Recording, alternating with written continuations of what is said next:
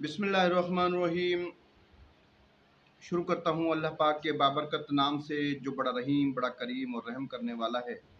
प्यारे दोस्तों, आज आपको एक ऐसा नुस्खा जिस पर हमारी हिकमत को फ़ख्र है, उस रब्बे पाक कायनात के इस इल्म पर जो उसने हम इंसानों को अता किया।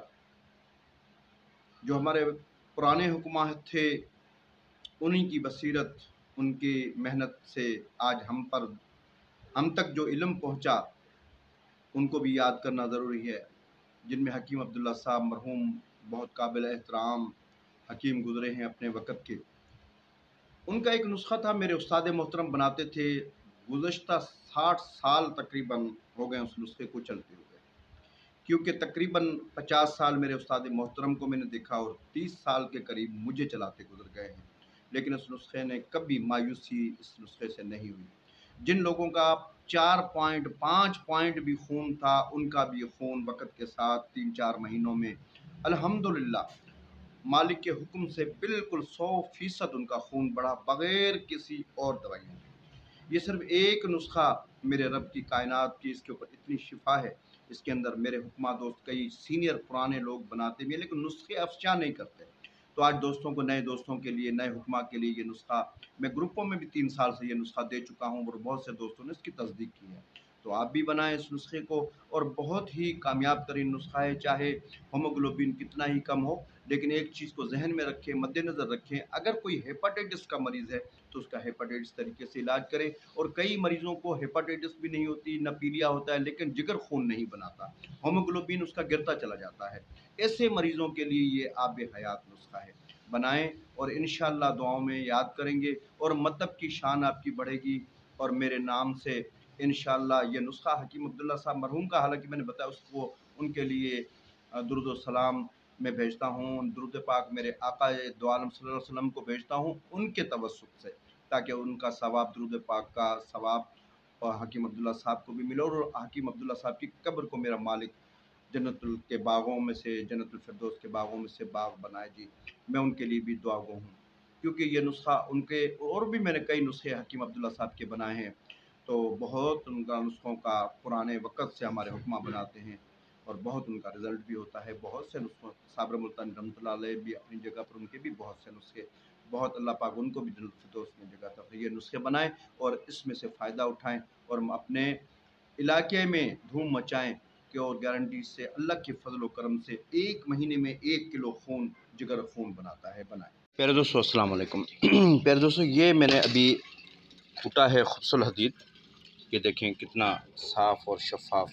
ये अभी भी ऐसे समझें कि आपकी नज़र में तो ये बिल्कुल ये कुश्ता हुआ पड़ा है, लेकिन कुश्ता नहीं है। ये सिर्फ मैंने अभी ये कूटा है। ये साबुत टुकड़े जो से हैं, ये आपके सामने हैं। ये देखें, ये साबुत टुकड़े जो से हैं। खुब्सुल हदीद असल में लोगों को पता ही बहुत से लोगों को नहीं है। खुब्सुल हदीद कहते हैं लोहे के कट को। अब ये देखें, ये रेलवे लाइन के, जो पुरानी रेलवे लाइन होती हैं, मैं उनसे ये लेता हूँ और अल्लाह के फजल व करम से इसमें ज़बरदस्त रिज़ल्ट मिलता है। और ये असल में जो ब्लड ग्रुप का जो नुस्खा हीमोग्लोबिन का मैं बनाता हूँ, वो इसी से बनाता हूँ और अरसा दराज से ये मैं बनाता चला आ रहा हूँ। कोई 30 से 40 साल मुझे हो गए। तो ये देखें, ये है खुब्सुल हदीद असल में। तो ये आपके सामने है। तो इसमें देखें, ये राड की तरह मैंने इसको तोड़ा है, तो अंदर से इसकी शबीह देखें कैसे इसमें से चमक नज़र आ रही है। तो खुब्सुल हदीद ये आम गार्डर वगैरह का लोहे का लोग कट जो इस्तेमाल करते हैं, कई लोहे का बुरादा इसमें इस्तेमाल करते हैं जी, फौलाद। ये देखें, ये सारा खुब्सुल हदीद ही है। तो इस खुब्सुल हदीद में जब भी आप नुस्खा बनाएंगे, इंशाअल्लाह, ये थोड़ा सा मैंने इसको कूट के रखा है, ये आपके सामने है। ये यही टुकड़े हैं जो टुकड़े मैंने आपको दिखाए हैं। और अभी आगे मैंने अभी पानी में भी डाला है, तो मैं आपको वो भी,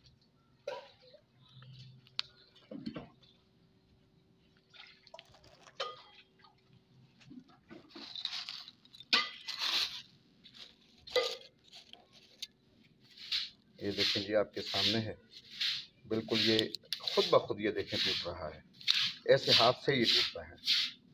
तो ये है असल में खूबसूरत हदीद जो रेलवे लाइनों से मैंने हासिल किया है, जो 200 साल 150 साल पुरानी रेलवे लाइनें निकाल के फेंक देते हैं, उनको ये कट चिमड़ा होता है, उधर से मैं लेके आता। ये मैंने अभी 5-7 दिन इसको भिगो कर रखा था, 10-12 दिन बल्कि।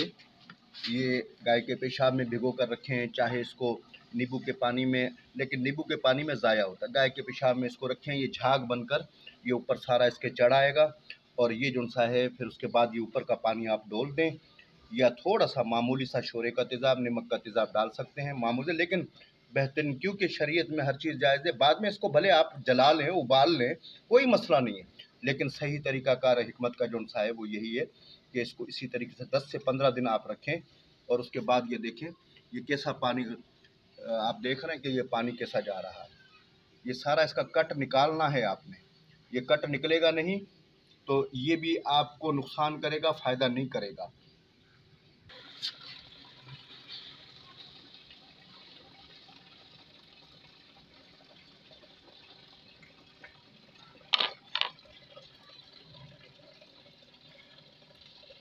ये उस वक्त तक इसमें से पानी आप चेंज करते रहें जब तक ये लाल पानी इसका जो सा है इसमें आता रहे, जंग आलूद। ये जंग निकालना है। लोग ऐसे ही कूट के डाल देते हैं, जो कि फ़ायदे के बजाय नुकसान करता है।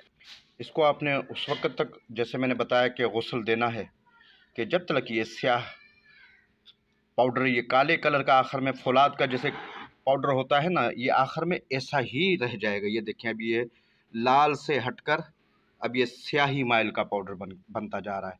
और ये इसका जंगालूद जो भी पानी है उसको आपने डोलते रहना है। ये जी 2-3 दफ़ा इसको मैं मज़ीद अगर गुस्ल दूंगा तो जी ये इस तरीके से इसको आप उसी वक्त तक बस धोते रहें, यहाँ तक कि ये इसका सारा जो सा जंग आलूद ये पानी खारिज हो जाए और आखिर में ये स्याह पाउडर बचे। ये देखें जी प्यारे दोस्तों, ये खूबसूरत हदीद के साफ़ करने का मैंने जो तरीका बताया है, इसको आपने क्या करना है, मैं फिर भी एक दफ़ा दोहरा देता हूँ। आप किलो ले लें, 2 किलो ले लें, उसको आपने खूबसूरत हदीद को पहले कूट कर बारीक करना है, बिल्कुल पाउडर, वो कुश्ता हो जाता है, बिल्कुल पाउडर हो जाता है, उसको छान लें, बारीक छानने में छान लें। अब इसको आपने ढग्गी के पेशाब के अंदर इसको रख देना है।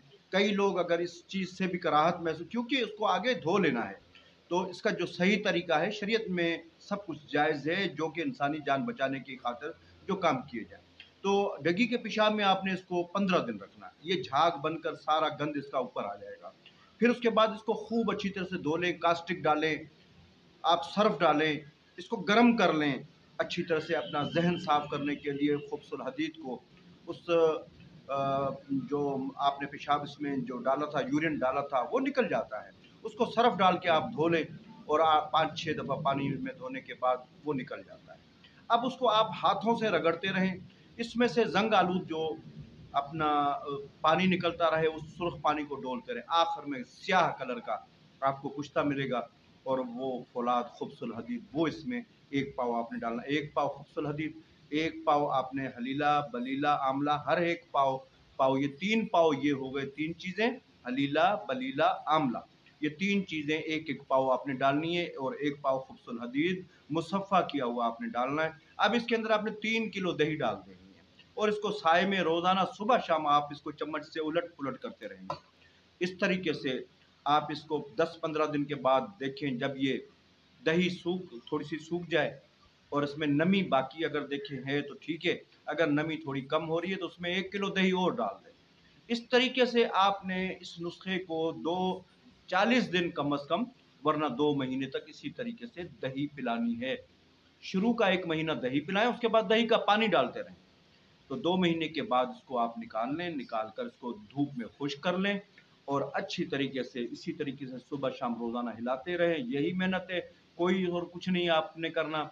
उसके बाद ये 2 महीने में कुश्ता आपका अक्सीर जिगर तैयार होगा, जो 1 किलो खून, 1 बोतल हीमोग्लोबिन आप टेस्ट कराएँ पहले और हर महीने टेस्ट कराएँ। अल्लाह के फ़ज़ल व करम से 1 पॉइंट हीमोग्लोबिन आपका 20 से 25 दिन में बढ़ेगा और जिसका 11 पॉइंट तक जब तक नहीं है, मैंने 5 पॉइंट से लेकर हीमोग्लोबिन के मरीज़ मेरे पास आए हैं, 4 तक के बच्चे आए हैं, उनका 3 महीने में बाज़ औक़ात बच्चों का 2-2 पॉइंट बढ़ा है, 2-2 किलो खून बढ़ा है 1 महीने में। तो प्यारे दोस्तों, इतना सदरी नुस्ख़ा, इतना नायाब नुस्ख़ा, ये मैंने पहले 3-4 साल पहले ग्रुपों में दिया, लोगों ने अपने नामों से ग्रुपों में फिर बाद में देना शुरू कर दिया। मुझे उससे क्या? मैंने अपने अल्लाह को राज़ी, अल्लाह पाक को राज़ी करने, खल्क़ की ख़िदमत के जज़्बे से ये नुस्ख़ा दिया था 4 साल पहले। मुख़्तलिफ़ हुक्मा ने अपने नामों से फिर इसको नशर करना शुरू कर दिया। दुःख तो होता है कि मेरी आज़मूदा चीज़ें, मुजर्रब चीज़ें, और मैं एक और भी बात कर दूँ कि ये नुस्ख़ा मेरे उस्ताद मोहतरम ने 50-60 साल चलाया। मेरे को 40 साल हो गए और ये नुस्ख़ा मैं दुआ करूँगा उस हकीम को, क्योंकि जिस किताब से उस्ताद बनाते थे, वो हकीम अब्दुल्ला जहानिया वाले, उनका नुस्ख़ा, क्योंकि मैं उनका नाम लेना फ़र्ज़ समझता हूँ। अल्लाह पाक उनको, उनके लिए भी दुआ करें, क्योंकि उनके बहुत से नुस्ख़े तिब्बे यूनानी में मकबूल तरीन नुस्ख़े हैं। हकीम अब्दुल्ला साहब का ये नुस्ख़ा है असल में। मुझे तो उस्ताद मोहतरम ने दिया था अपने ने, उसके बाद मैं इसको चला रहा हूँ। लेकिन मैं ये नहीं कहूँगा कि ये मेरा ज़ाती काविश है। क्यों? कि इंसान के ऊपर ये फ़र्ज़ है कि जिसकी कोई ख़ज़ाना है, अगर वो मुझे देता है, वो उसकी मेहरबानी है। मुझे कहीं से मिलता है, मुझे उसकी तारीफ़ और उसके हक़ में दुआ ज़रूर करनी चाहिए। प्यारे दोस्तों, ये नुस्ख़ा मेरी तवस्सुत से आपको मुंतकिल हो रहा है। मेरे हक़ में भी दुआ कीजिए, उनके हक़ में भी दुआ कीजिए।